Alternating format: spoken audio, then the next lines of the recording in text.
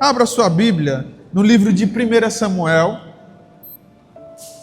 no Velho Testamento. 1 Samuel, no capítulo 1.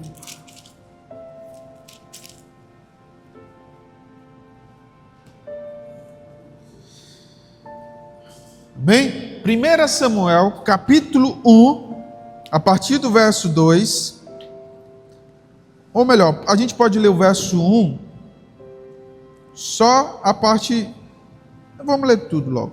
Diz assim: havia um homem de Ramataim Sofim, na região montanhosa de Efraim, chamado Eucana, filho de Jeroão, filho de Eliú, filho de Tou, filho de Zufi, efraimita. Ele tinha duas mulheres, uma se chamava Ana e a outra Penina. Penina tinha filhos, Ana, porém, não tinha. Todos os anos, esse homem subia da sua cidade para adorar e sacrificar ao Senhor dos Exércitos em Siló, onde os dois filhos de Eli, Ofni e Finéias, serviam como sacerdote do Senhor. No dia em que Eucana oferecia sacrifício, costumava reparti-lo com a sua mulher Penina e com todos os seus filhos e filhas.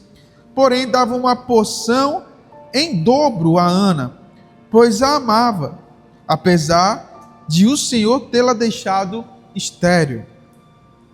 Mas sua rival a provocava muito, a fim de aborrecê-la, porque o Senhor havia deixado estéril. Isso acontecia todo ano, quando subiam à casa do Senhor. Penina provocava Ana, que então chorava e ficava sem comer. Então seu marido Eucana perguntou-lhe: Ana, por que choras? Por que não comes? Por que o teu coração está triste? Não sou eu melhor para ti do que 10 filhos? Ok? Vamos orar em nome de Jesus. Feche seus olhos.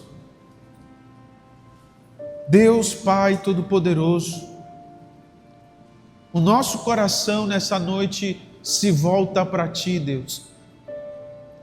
Sabemos que tu és o nosso Deus e nós temos te buscado.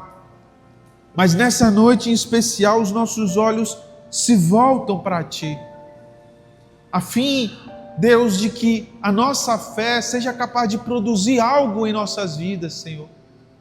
A fim, Deus, de que venhamos ter experiências reais contigo e não somente uma religiosidade. Nós de fato, Senhor, queremos te conhecer cada dia mais. Nós de fato, Senhor, queremos experimentar daquilo que o Senhor tem lançado sobre nós. Por isso pedimos, fala ao nosso coração nessa hora, Deus. Fala ao meu coração, fala ao coração dos teus filhos, e que nessa noite essa igreja possa ser edificada em ti e transformada, Senhor, para uma nova vida. Eu peço isso, Deus, e suplico em nome de Jesus que o Senhor ouça a minha oração. Em nome de Jesus Cristo. Amém. Amém? Você crê comigo? Amém? Presta atenção. O texto conta a história de um homem que possuía o quê? 2 esposas. E isso não quer dizer que a palavra de Deus sustente que um homem possa ter 2 mulheres. Mas eu vou contextualizar para que você entenda por que esse homem tinha 2 esposas. Segundo a lei que Deus havia dado a Moisés, e a lei que Deus havia dado a Adão, de que o homem deixaria pai e mãe e iria se unir a uma só mulher, a uma só esposa. Essa lei foi ratificada em Moisés, em que todos os homens deveriam ter uma só esposa. Mas também existia a necessidade, por mandamento, de que o homem, ele precisava o quê? Ele precisava postergar, ele precisava crescer a sua geração. E diz o texto que esse homem, ele amava Ana, mas ele entendia que Deus havia tornado Ana uma mulher estéril. Então é bem provável que por esta situação ele havia tomado uma outra esposa. Como é que acontecia? A carta de divórcio, naquela época, ela se dava por alguns contextos. O primeiro contexto é a carta de repúdio. É quando o marido ele pode, ou a mulher pode repudiar quando a pessoa não cumpre as suas obrigações de casal. Qual é a obrigação de casal? Qual é? É namorar, meu irmão.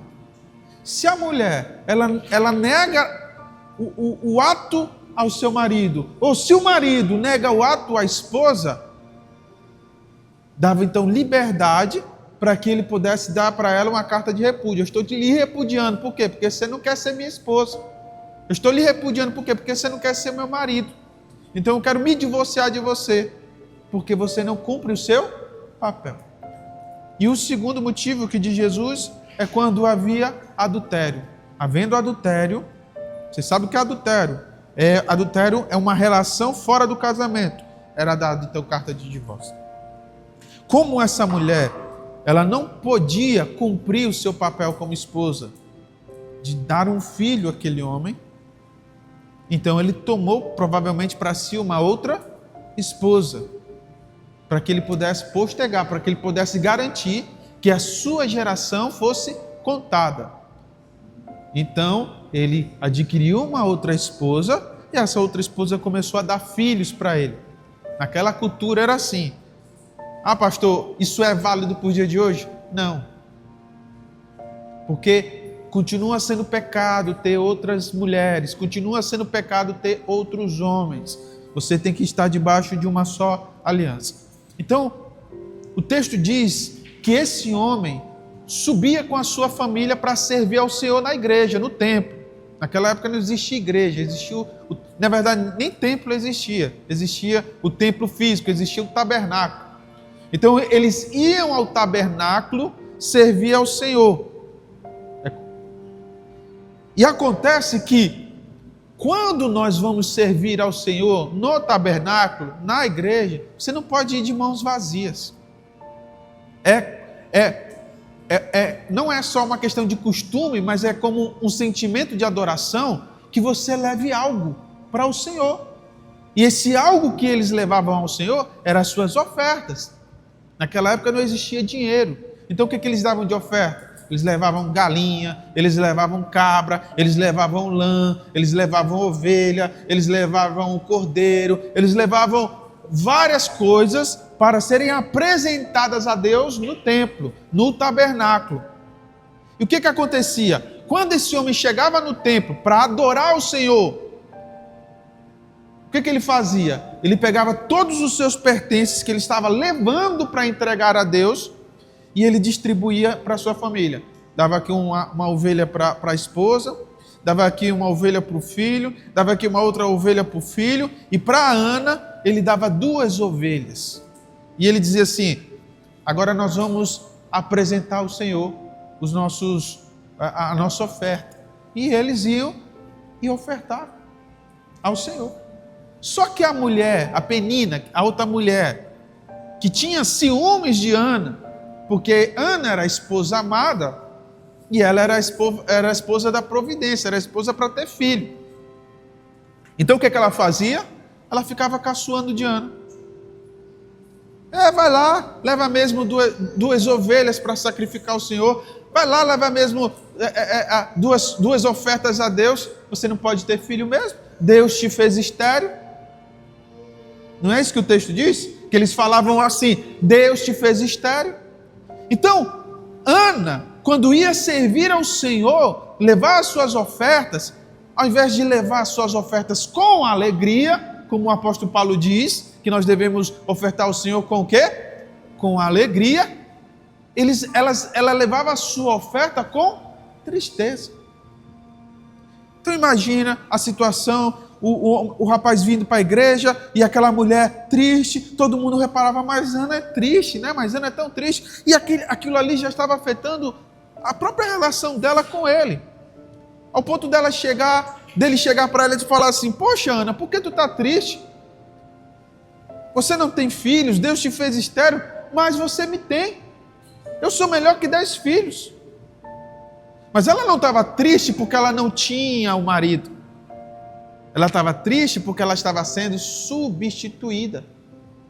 Ela estava triste porque ela não era capaz de prover para o seu casamento aquilo que era necessário para tornar o seu marido feliz. Ela estava se sentindo o quê? Verdadeiramente uma mulher estéril, inútil. E era isso que estava deixando ela triste. Você está entendendo? Então o texto mais para frente vai dizer o seguinte, no verso 9, diz assim, ó: depois que comeram e beberam em Siló, Ana se levantou. Nessa ocasião, o sacerdote Eli estava sentado numa cadeira junto a um pilar do templo do Senhor.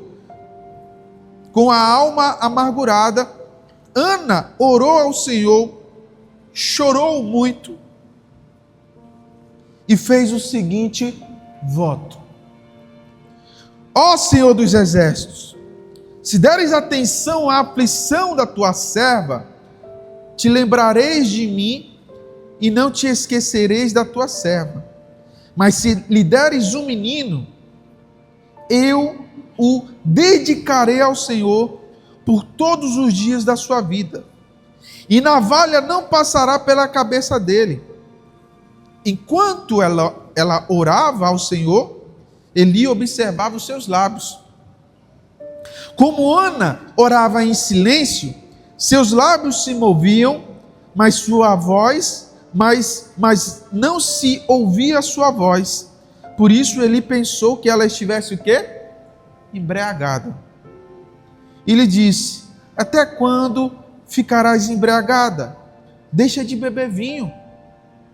Mas Ana respondeu: não, meu senhor, sou uma mulher angustiada, não bebi vinho, nem bebi nada forte, mas derramei a minha alma diante do Senhor.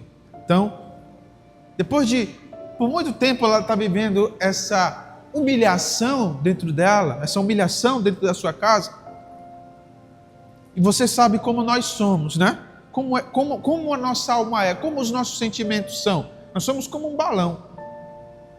Não, não é verdade? Você sabe que é verdade porque talvez você se sinta assim. Nós somos como um balão. Como é que é o balão? Você pega o balão, está seco. Você começa a soprar. Ele enche um pouquinho, não é? Sopra mais. Ele enche mais um pouco. Vai soprando, ele vai enchendo.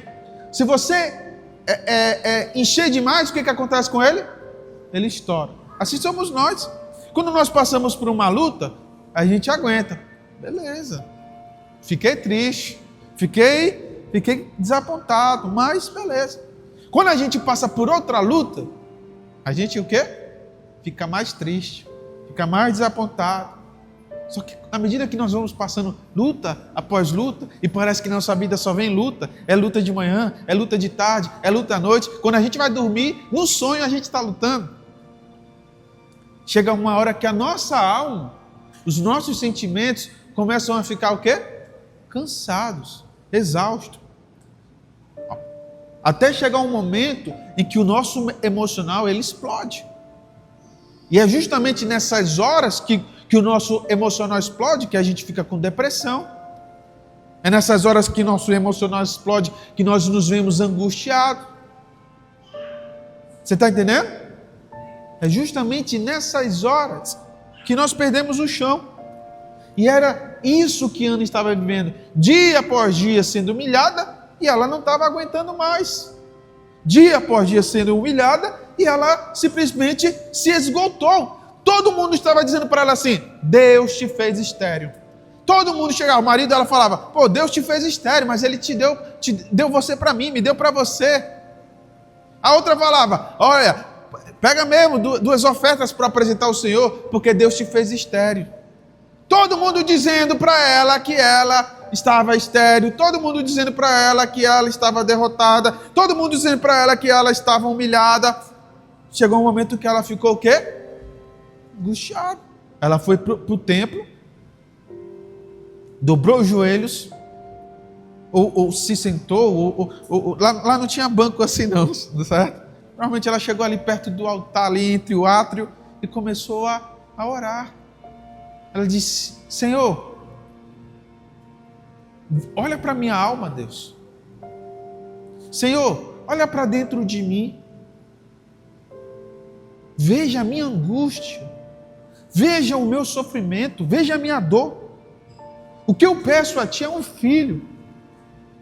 E se o Senhor me desse filho, eu faço um voto contigo hoje, de que eu darei ele ao Senhor. De que eu apresentarei ele a Ti para que ele te sirva na tua casa. Mas por favor, Senhor, não deixe que eu viva, que eu conviva com essa angústia. E o texto diz que ela estava orando, só que a boca dela mexia, e ela orava baixinho: Senhor, me dê um filho. E o sacerdote de longe olhava assim: aquela mulher está mexendo a boca, mas não está saindo som algum. Deve estar bêbada. Chegou até aquela mulher e falou assim: olha, cria vergonha, minha senhora. A senhora vem para o templo bêbada desse jeito. Preste atenção, meu irmão.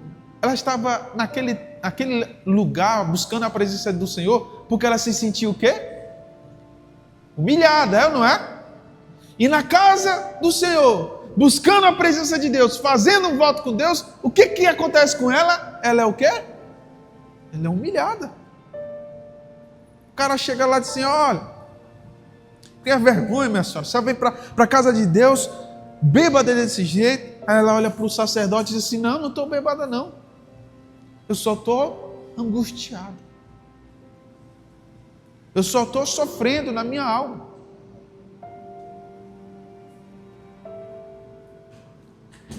Amém? Preste atenção, meus irmãos.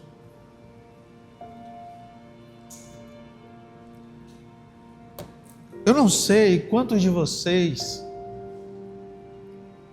estão aqui hoje nessa noite. Não sei quantos de vocês têm a sua fé e o quanto tempo tem essa fé. Eu não sei quantos de vocês estão na igreja e por quanto tempo estão na igreja, quanto tempo frequentam um culto, estuda a palavra, estuda a Bíblia. O texto diz que essa mulher, ela já conhecia a Deus, ela e o seu marido, e eles serviam ao Senhor todos os anos. O texto deixa isso bem claro, que todos os anos eles iam ao templo apresentar suas ofertas, todos os anos eles buscavam ao Senhor. Então, muitas das vezes na nossa vida a gente vai para a igreja, a gente frequenta a igreja, a gente lê a palavra, a gente canta os louvores, a gente ora e tudo mais, e é muito interessante. Provavelmente isso aconteceu com você e acontece com todo mundo. Quando nós começamos a nossa carreira na igreja, né? Quando nós começamos a frequentar a igreja, as nossas primeiras experiências na igreja nos enchem de fé. E a gente tem mais disposição, a gente tem aquele sentimento de empolgação, a gente vai para o trabalho e a gente fala de Jesus. Olha, Jesus, eu conheci Jesus, estou indo para a igreja, e as pessoas ficam tirando onda na nossa cara. E agora é crente, né? Aí ficam jogando aquelas piadinhas, eu não lembro mais, né? Tem várias piadas, né? É crente, não sei o que e tal. Mas aí você está cheio de fé, está cheio de amor, aí você vem para a igreja, você não vê a hora de chegar domingo para vir para a igreja, fica a semana toda pensando, começa a mudar as músicas, coloca a música de louvor, lê a palavra de manhã, ora, etc., jejua, faz tudo. Aí com o decorrer do tempo, com o decorrer dos anos, você que não sabia nada sobre Deus, você que não sabia nada sobre a palavra, começa a crescer, começa a aprender, e começa a ler, começa a saber, e vai desenvolvendo a tua fé, a tua cristandade, você vai crescendo. Só que parece que com o passar dos anos, a nossa fé que deveria se tornar madura, a nossa fé que deveria de fato produzir algo que seja real e palpável na nossa vida, muitas das vezes, ao invés dessa fé ela se expandir, ela começa a fazer o quê? A morrer, ela começa a se apagar. Você não lê a Bíblia mais como você lia antes. Você não ora como você orava antes. Você não tem mais a empolgação para falar de Jesus para as pessoas, para convidar as pessoas para a igreja. Você não tem mais, você não ora mais de manhã, você não ora mais de tarde, você não ora mais de noite. E a tua ida à igreja, a tua experiência dentro da igreja, ela deixa de ser de fato uma experiência com Deus, uma relação com Deus, e ela passa a ser, às vezes, uma obrigação, porque você entrou para um ministério, está servindo no tal lugar, eu estou na escala, eu tenho que ir, eu prometi que ia, então eu tenho que ir. E muitas das vezes você vem porque depois do culto você vai sair para comer uma pizza com os seus amigos, mas aquela fé que você tinha, aquele amor, aquele sentimento que você tinha, parece que você não tem mais. Você sabe muito da palavra, você conhece, você sabe onde está o texto, você sabe o que significa a salvação, você sabe o que significa a fé, você sabe, você cresceu no conhecimento, mas parece que o teu relacionamento com Deus, a tua experiência com Deus, não. E aí você chega em um momento que você começa a questionar a tua fé, começa a questionar a igreja, começa a questionar o porquê de estar vindo, porquê de estar participando, porquê está acontecendo, o que está acontecendo comigo, por que eu estou indo para a igreja mesmo, eu já estou tão mecânico que eu só vou. E a igreja deixa de ser de fato uma fornalha para a tua experiência com Deus e passa a ser um clube social, porque você tem amigos, porque domingo você não tem nada para fazer, então eu vou à igreja. E pode ter certeza, meus irmãos, que existem muitas pessoas vivendo dessa forma. Quer um exemplo disso? Se você não está conseguindo compreender o que eu estou querendo falar, casamento. Você lembra quando você olhou para sua esposa hoje, mas na época não era sua esposa, quando você olhou para o seu marido e você se interessou por ele, você se interessou por ela, o que você fazia? Olha, sexta-feira nós vamos sair, vamos lanchar, vamos no cinema, vamos na sorveteria, nós vamos sair. Então você ia buscar ela, você se arrumava, você passava aquele perfume, aí vocês sentavam na mesa, e o que vocês queriam fazer? Ficar conversando. Você perguntava para ela, me conte mais sobre a sua vida. Eu quero saber o que se passa contigo.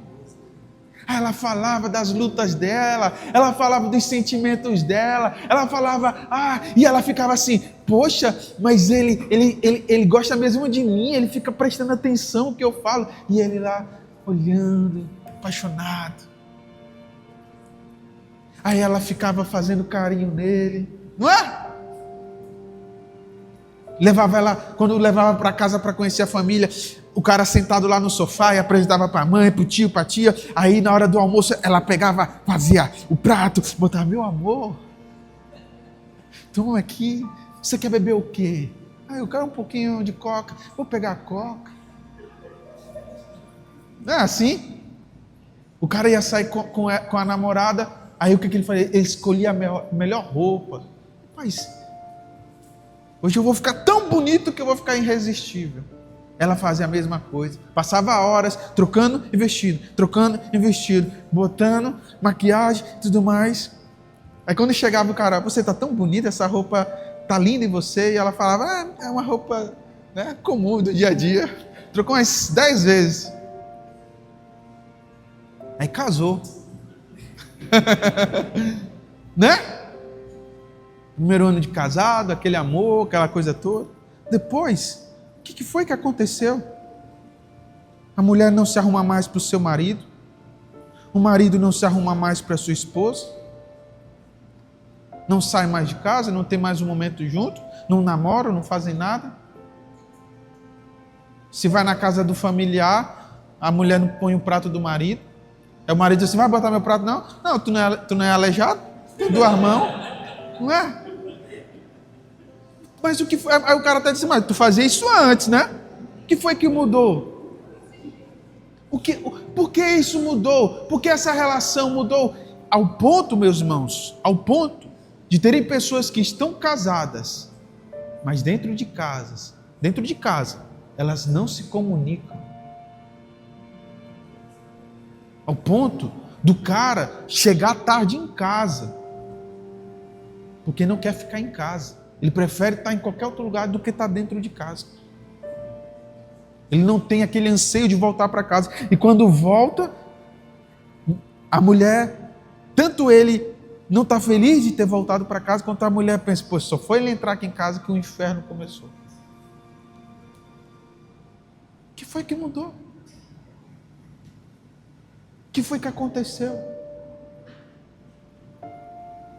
Eu, como pastor, estou fazendo quanto tempo de pastor agora? 20 anos de pastor. Durante esses 20 anos de pastoreio, cansei de receber casais para ministrar na vida deles. E não tem uma só vez que eu tenha ministrado algum casal que a mulher chegou e disse assim, a culpa é minha. Não tem uma só vez que eu tenha ministrado um casal que o homem chegou e disse assim, a culpa é minha. Toda vez que nós vamos ministrar um casal, é um sempre dizendo, porque ele é isso assim, assim, assado. Aí passa pro cara, ela que é assim, assim, assado. E eu fico lá, e aí, como é que resolve isso? Como é que a gente vai alinhar essas coisas? Isso é um reflexo de como os nossos olhos começam a enxergar o mundo à nossa volta. Isso afeta casamento, isso afeta amizades. Eu estou usando o casamento como uma metáfora, como um exemplo aqui. Mas muitos de vocês aconteceu mesmo. Quando começaram a vir para a igreja, era uma animação, era uma fé, era uma oração, fechava os olhos, sentia o Espírito Santo, sentia a presença de Deus, chorava, cantava. Hoje você fica. Está todo mundo louvando, orando e tu fica. Começou a pregação e tu fica. Tu vem já pensando na hora de ir embora. O que foi que aconteceu? O que mudou? E aí sabe o que muitas pessoas vão começar a fazer? Como dois casais brigando. Senta na frente do pastor. O que está acontecendo? Pastor, é o seguinte, esse homem aqui não vale nada. Essa mulher aqui não me ama. É a mesma coisa. Aí você pergunta, o que está acontecendo? Sabe qual é a resposta que a pessoa vai dar? Sei lá, mas o pastor parece que não está pregando como pregava antes. Não sei, mas a igreja mudou. Antigamente era melhor. Ah, não sei, porque essas músicas já enjoaram. A pessoa começa a olhar defeitos no externo para um problema que está acontecendo aonde? No interno dela. A culpa é do pastor, a culpa é do irmão, a culpa é da igreja, aí vai reclamar até das cadeiras, até da parede, reclamar do som, de tudo. Tudo parece que está transformando um ambiente ruim para ela. Só que o problema é isso mesmo?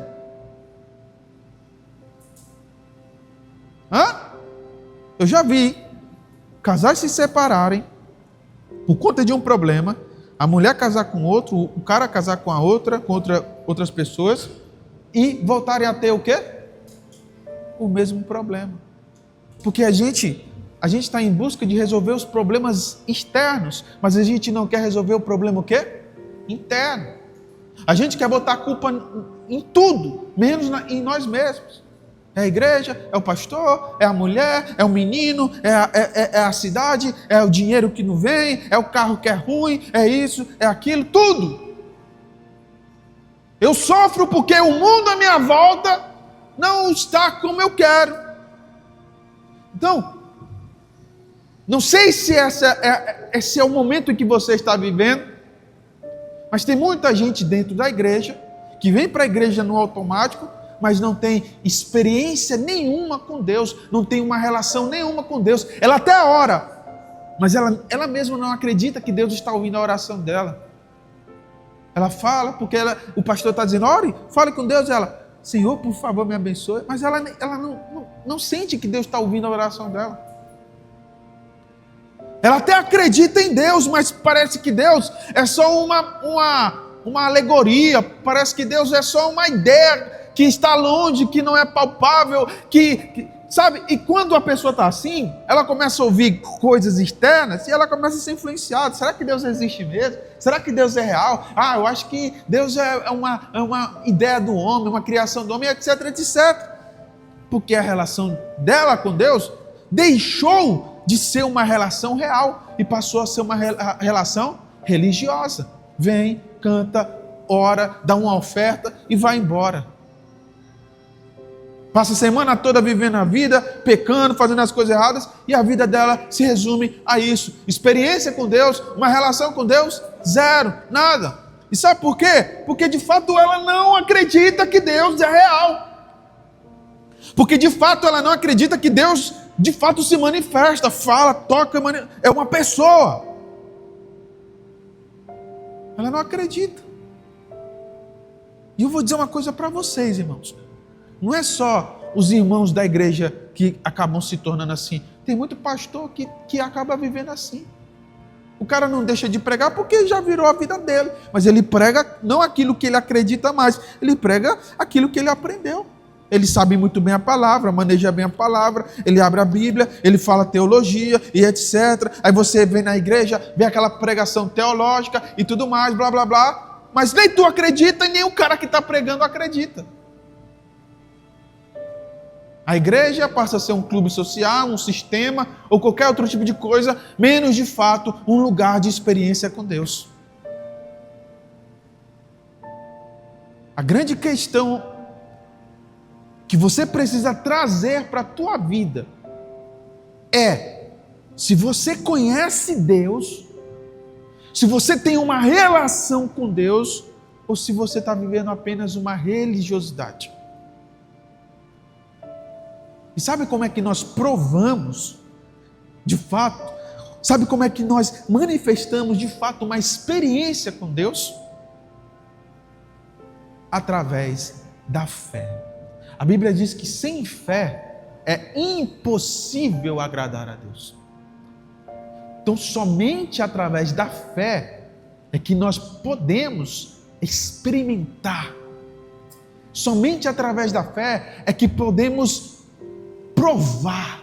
Provar, pastor? Sim. A Bíblia diz lá em Tiago: mostra a tua fé sem obras, que eu com as minhas obras mostrarei o quê? A minha fé. Então essa mulher, ano após ano, indo para a igreja com seu marido, indo para o templo, oferecendo as suas ofertas, ouvindo as pessoas falar que Deus havia amaldiçoado ela, até que chega um dia que ela faz o quê? Ela explode, ela não aguenta mais, ela chegou no nível que ela não, sabe? Ela não quer mais viver aquilo, ela não quer mais aquilo para ela. Então ela chega para Deus com toda a sua angústia, com todo o seu sofrimento, e diz assim: Senhor, é o seguinte, olha para a minha alma. Se tu olhar para a minha alma, tu vai ver a minha angústia. Eu quero um filho. E se o Senhor me der esse filho, eu vou entregar esse filho para que sirva ao Senhor no templo. Eu vou apresentar esse filho ao Senhor. Vamos raciocinar. O que ela estava pedindo? O que ela queria? Um filho. Para que Deus desse esse filho para ela e ela fizesse o quê? Devolvesse a Deus, apresentasse ao Senhor. Como é que isso funciona, pastor? Significava que ela ia pegar o filho, ia amamentar o filho, e quando o filho atingisse uma certa idade, ela ia levar o filho para morar no templo como um levita. Então ela não estava dizendo: eu quero que o Senhor me dê um filho para mim. Ela estava dizendo o quê? Ela estava dizendo assim: se o Senhor me der um filho, eu dou o filho ao Senhor. E vocês sabem o que é isso? O que é isso, irmãos? Isso é uma aliança. O que é uma aliança? O que é uma aliança? Em algumas religiões existe o pacto. O que é o pacto? Você vai lá e você faz um ritual para conquistar alguma coisa. Em algumas religiões espíritas, que eu não vou citar o nome para não ter problema, mas você vai lá nessa religião, o cara incorpora um espírito, aí o espírito diz assim: eu posso fazer isso por ti, mas para que eu faça isso por ti, você tem que fazer uma oferenda para mim. Aí a pessoa vai lá, faz a oferenda, blá, blá, blá, blá, blá, blá, blá. Aí o espírito diz que vai agir por aquela pessoa, certo? Isso é um pacto. Uma aliança. A minha tá apertando meu dedo. Uma aliança é diferente de um pacto. Como é esta aliança? Esse aqui é o símbolo da aliança. Ela é circular, não é? Então eu quero que você imagine o seguinte: na parte de cima tem esse meu dedo indicador, e na parte de baixo tem o meu dedo polegar, certo? Na parte de cima, esse dedo indicador, ele é Deus. Na parte de baixo, o meu dedo polegar sou eu. O que a aliança faz? De Deus vai para o polegar, e do polegar vai para onde? Para Deus. E isso acontece infinitamente. Então o que é uma aliança? Uma aliança é você se associar. Não é um pacto, não é uma oferenda, é uma sociedade. Muito mais profunda do que uma sociedade de empresa, é uma aliança. E como é que isso funciona? Funciona da seguinte forma: quando você faz uma aliança com Deus, aquilo que está sendo entregue naquela aliança passa a ser dele. Mas o que é dele passa a ser o quê? Seu. Quando eu me casei, o meu corpo passou a ser da minha esposa. Como o apóstolo Paulo diz, o corpo do homem pertence à mulher e o corpo da mulher pertence o quê? Ao homem. Então o meu corpo passou a ser dela. E o corpo dela passou a ser meu. Quando eu faço uma aliança com Deus, o que é meu passa a ser de Deus. E o que é de Deus passa a ser meu. E o que essa mulher está fazendo é uma aliança. Ela está dizendo: me dá um filho e eu vou te devolver esse filho. Faz sentido isso? Você pedir algo para devolver para Deus? Hã? Para o mundo não. Senhor, me dá um carro. Que quando o Senhor me der esse carro, eu vou entregar esse carro ao Senhor. Faz sentido isso? Só que, o que é uma aliança? Senhor, me dá um carro. Porque quando o Senhor me der esse carro, eu vou usar esse carro para o serviço do Senhor. Aí o cara ganha um carro, aí ele fala assim: poxa Deus, o Senhor leva tudo a sério, né? Brincadeirinha. Não dá nem carona para o irmão que mora perto da casa dele. Imagine usar para o serviço do Senhor. Senhor, me dá uma casa, porque se o Senhor me der uma casa, eu vou fazer dessa casa um lugar para te servir. Aí o pastor diz: vamos fazer uma célula, irmão. Ô pastor, lá em casa não dá não. Porque não está o quê? Aliançado com Deus. Se você pegar a Bíblia e ver os homens que se aliançaram com Deus, foram homens que desfrutaram de grandes testemunhos. Começar por Abraão. Abraão disse: eu quero um filho. Deus disse assim: eu vou te dar um filho. Não vou te dar um filho não, vou te dar uma nação inteira. Melhor do que isso, eu vou abençoar todas as famílias da terra através do teu filho. Glória a Deus. Aí Deus faz o que para ele? Dá um filho. Aí Deus diz assim: você fez uma aliança comigo, né, Abraão? Agora me devolva esse filho. Abraão faz o quê? Devolve. Jacó fugiu de casa, não tinha o que comer, não tinha nada, perdido. Chegou num lugar, dobrou os joelhos e viu uma escada descendo dos céus e fez uma aliança com Deus. Ele disse: Senhor, a partir de hoje, tudo que eu ganhar, eu vou dar 10% a ti. De tudo que eu receber, 10% é teu. Isso foi uma aliança. Você está entendendo? Uma aliança. E como é que nós fazemos uma aliança? Nós fazemos uma aliança através da fé. Sabe por que muitas vezes a tua empresa não dá certo? Porque a tua empresa não está aliançada com Deus. Sabe por que muitas vezes o teu casamento não está dando certo? O teu casamento não está aliançado com Deus. Deus não participa do teu casamento. Sabe por que a tua história não dá certo? Porque a tua história não está aliançada com Deus. Mas pastor, eu venho para a igreja. Mas pastor, eu oro. Mas pastor, eu estou lendo a Bíblia. Mas você não tem uma aliança com Deus, meu irmão. Você só é um religioso vindo para uma igreja. Você não o conhece, você não vivencia, você não experimenta. E sabe por que você não tem uma aliança com Deus? Ou você não tem fé para isso, ou você não acredita que Ele exista. Você está entendendo? Porque se você tem fé que Deus é real, você não tem medo de fazer uma aliança com Deus. Preste atenção. Imagine que eu sou um homem muito rico. Imagine que você é uma pessoa muito pobre. E eu chego para você e digo, vamos fazer uma sociedade? Aí você diz, vamos fazer uma sociedade? A gente vai montar uma empresa. Tudo que a gente ganha nessa empresa, 50 para mim e 50 para ti. Eu vou entrar com o recurso e tu entra com o trabalho. Aí a pessoa diz, mas rapaz, eu vou ser escravo. Meu irmão, tu não tem nada.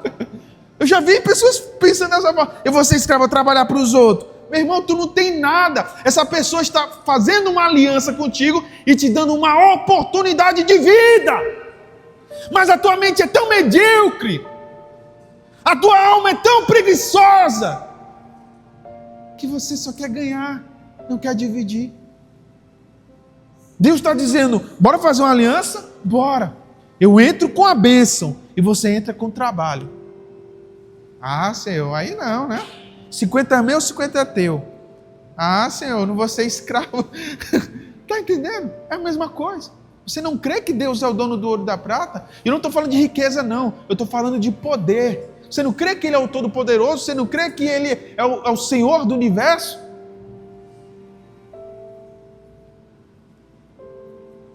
A tua angústia, a tua dor pode ser um instrumento nas mãos do Senhor. Mas tem muita gente que diz assim, pastor, eu quero que Deus me abençoe, mas eu não tenho coragem de dar o testemunho.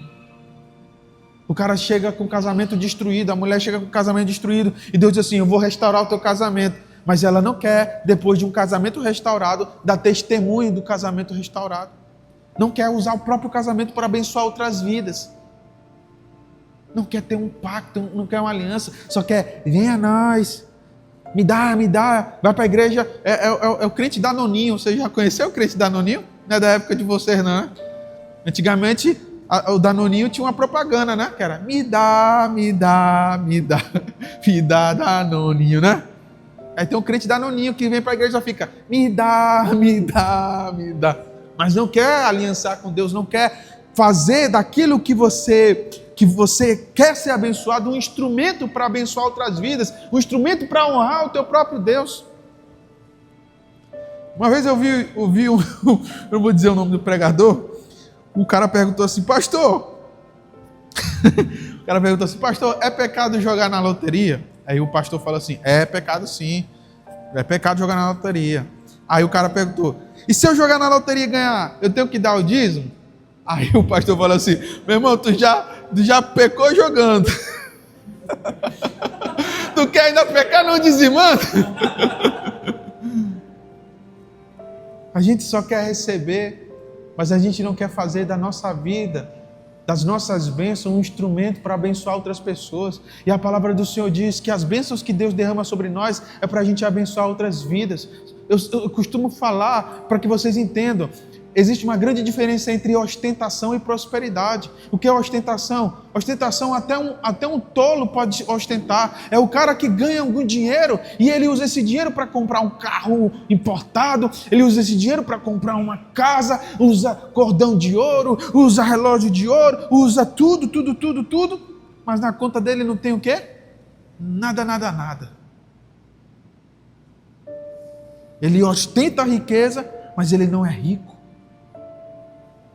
Prosperidade. O que é prosperidade? Prosperidade é isso aqui. Cadê aquele copo?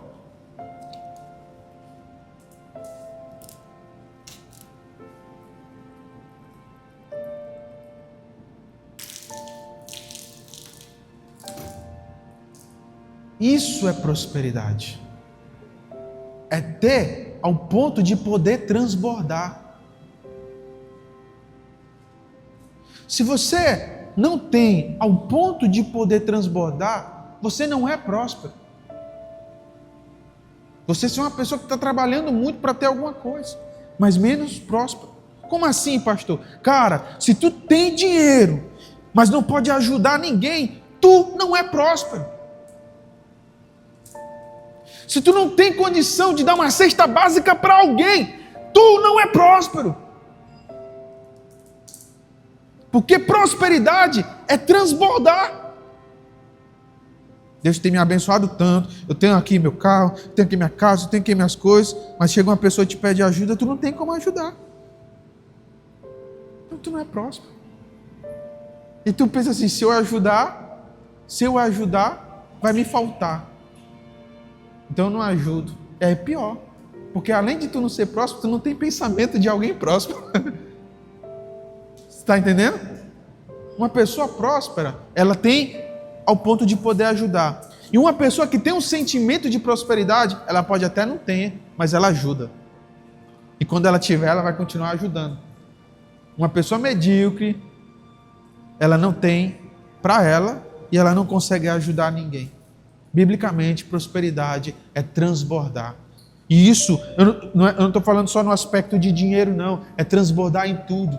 É transbordar na tua vida espiritual. As pessoas que estão à sua volta, elas estão tristes. Tu está no teu trabalho, tem uma pessoa com depressão. Tu tá na rua, tem uma pessoa sofrendo. E tu não tem como ajudá-la, tu não tem como orar por ela, tu não tem uma palavra para dar para ela. Por quê? Porque não há um transbordar do Espírito sobre a tua vida. Não há um fluir do Espírito na tua vida. A pessoa chega do teu lado chorando. E tu só põe a mão no ombro dela assim. Coitadinha. Coitadinha, que Deus te abençoe. Sabe o que é ser próspero? Eu não estou falando agora de dinheiro, estou falando de prosperidade espiritual. Pedro chegou no templo.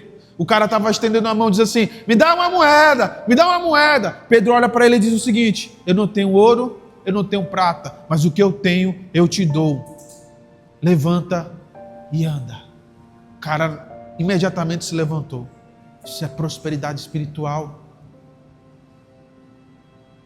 É você ser capaz de orar por alguém e aquela pessoa ser tocada por Deus. É você ser capaz de falar, de dar uma palavra e aquela pessoa ser ministrada pelo Espírito Santo pelas palavras lançadas por você. Isso é prosperidade espiritual. Como nós adquirimos isso então? Pastor, eu quero ser próspero espiritualmente, eu quero ser próspero no meu casamento, eu quero ser próspero na minha vida financeira, eu quero prosperidade. Como eu posso me tornar uma pessoa próspera?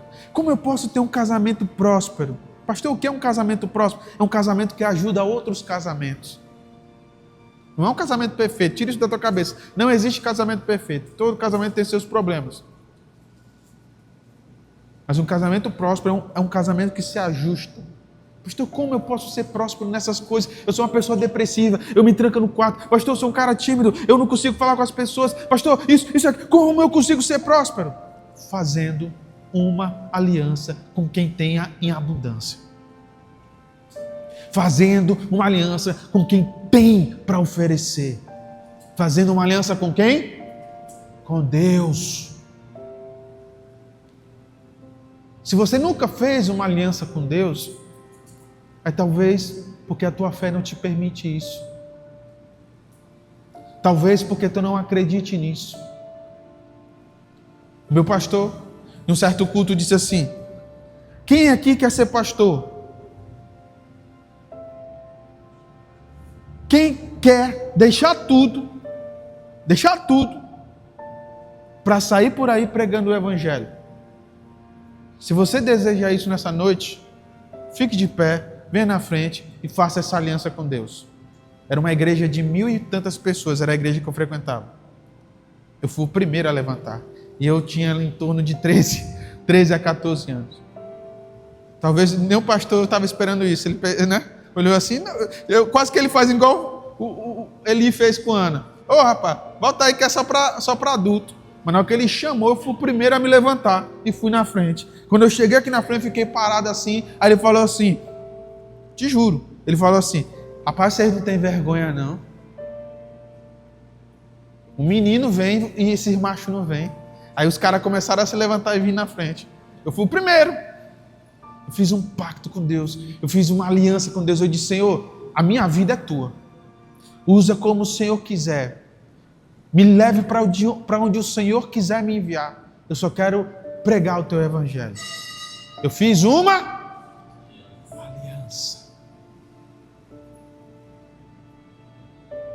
Você está entendendo? Eu saí de casa para ser um pregador do evangelho. E até hoje eu não voltei.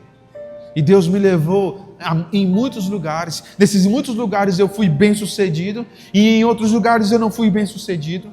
Em outros lugares eu fui abençoado. Em outros lugares eu passei dificuldade, passei necessidade. Mas eu nunca desisti. Porque eu fiz uma aliança com Deus. E quando nós fazemos uma aliança com Deus, Deus há de fazer a parte dele. Nós que precisamos fazer a nossa.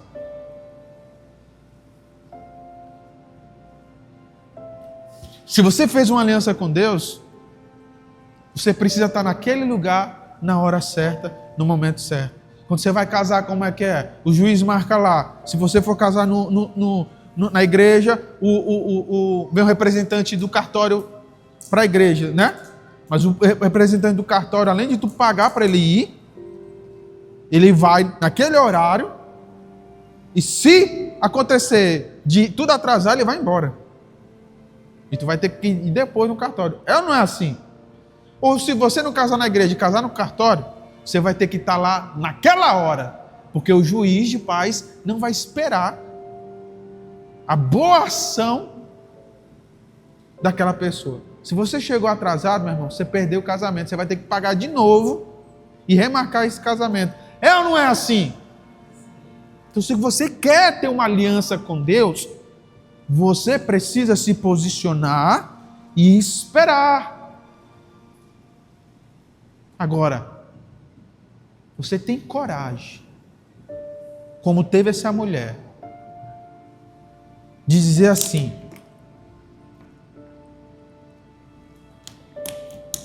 Senhor, é o seguinte, se o Senhor me abençoar dessa forma,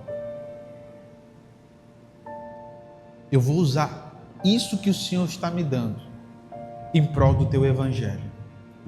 Você tem essa coragem?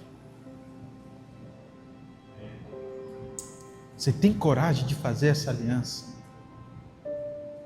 Quando eu disse para Deus que a minha vida seria dele, para pregar o evangelho, eu não estava brincando. Fiz esse pacto com ele. E se eu falar para vocês, todos os lugares que o Senhor já me levou, teve lugares muito bons, teve lugares muito difíceis.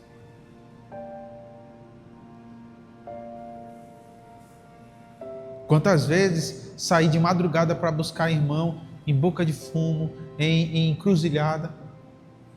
Uma vez um jovem da igreja saiu para um motel com a menina. Foi viver no pecado.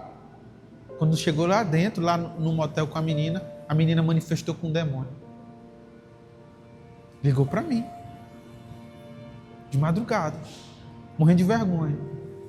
Fui lá buscar o casal, orar pela moça no motel. Deus, quando fez um pacto comigo, quando fez uma aliança comigo, Ele disse: eu vou te dar, mas você também vai entregar. Quando é para entregar, a gente entrega tudo. Tudo. Tudo mesmo. Quantas vezes botei pessoas em situações difíceis no meu carro? Quando eu tinha uma moto, quando eu era missionário, uma vez uma mulher bateu na porta, uma irmã da igreja, de madrugada na porta da minha casa. Pá, pá, pá, pá, pá, pá, pá, pá. Eu abri a porta, estava lá ela com a penca do facão desse tamanho aqui.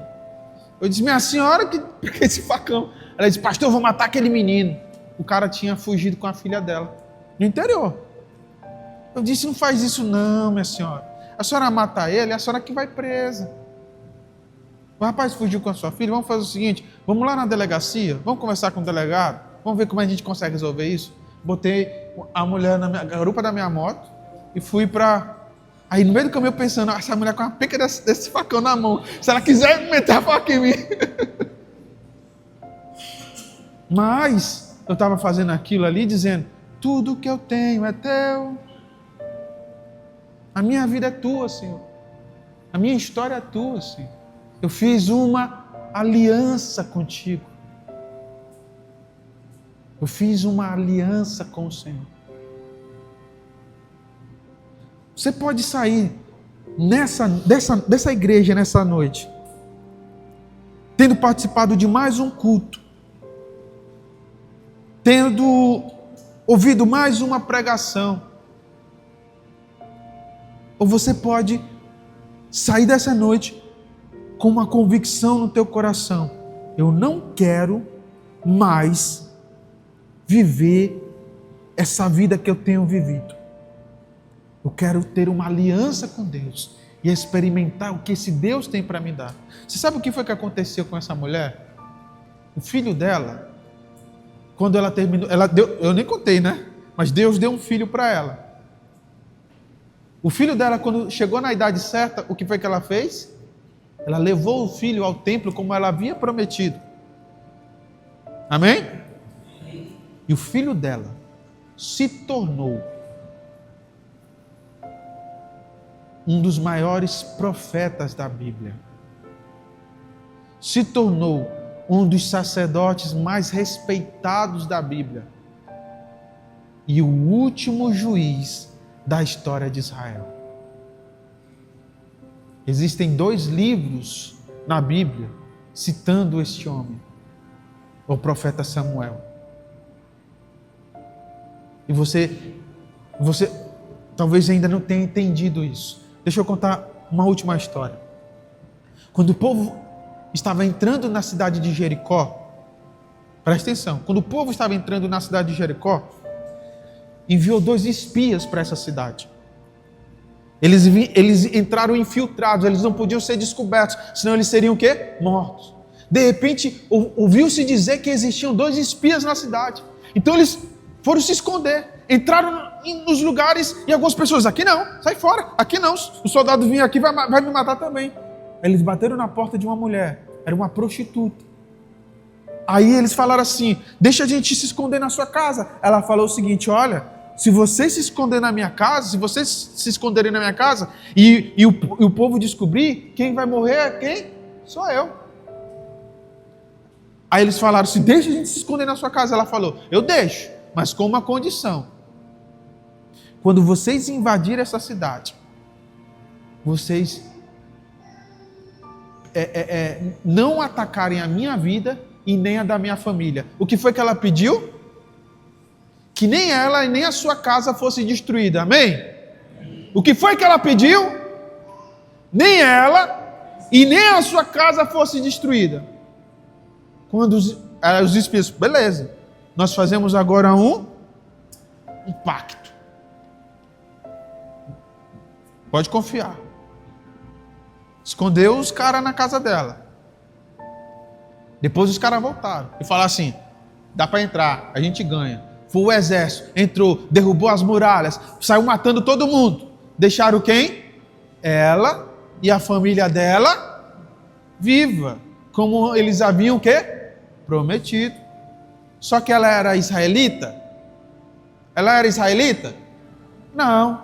Então eles falaram assim, tá aí, fizemos o que prometemos, agora se vira. Sabe o que foi que ela fez? Ela disse o seguinte, espera aí, Eu não vou morrer de fome com a minha família. Eu vou seguir vocês. E ela começou a seguir aquele povo. E ela casou com um israelita. Amém? O que ela havia pedido? Que a minha vida e da minha família seja poupada. Eu não sei se vocês sabem, mas o maior rei de Israel é descendente dessa mulher, o rei Davi. E essa mulher, que era uma prostituta, que agora teve a sua família transformada, ela aparece na árvore genealógica de Davi, sendo que mulheres não são citadas na árvore genealógica, mas os autores, os escritores dos livros fizeram questão de mencionar ela. Amém? Tá bom aí? Tá bom? Rapaz, você tem um bisneto que é só o maior rei da história de uma nação. Tá bom, tá não? Hã? Tá bom.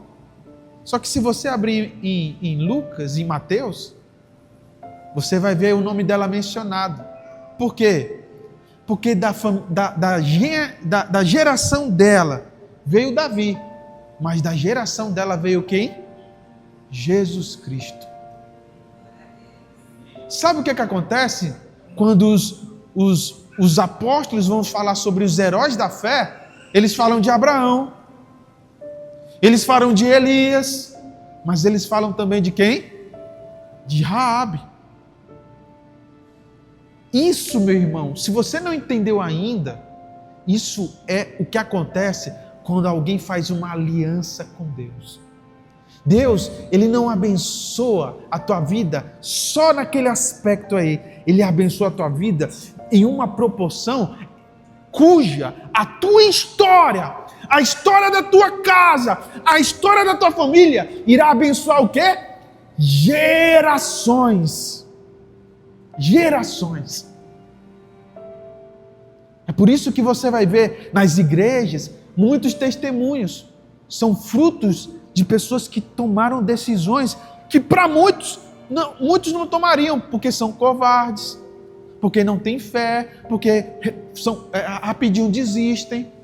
Mas aquele que se aliança com Deus, aquele que tem uma vida ali, sabe, um relacionamento verdadeiro com Deus, esse cara, essa mulher, eles vão desfrutar, eles vão vivenciar o que muitos não viram, o que muitos não ouviram, mas irão ver através de suas vidas. Você pode sair nessa noite com a tua cabeça dizendo que foi mais um culto, mais uma pregação, mas você pode sair dessa noite dizendo assim: eu fiz uma aliança com Deus e agora a minha história faz parte de um grande propósito. Fique de pé em nome do Senhor Jesus.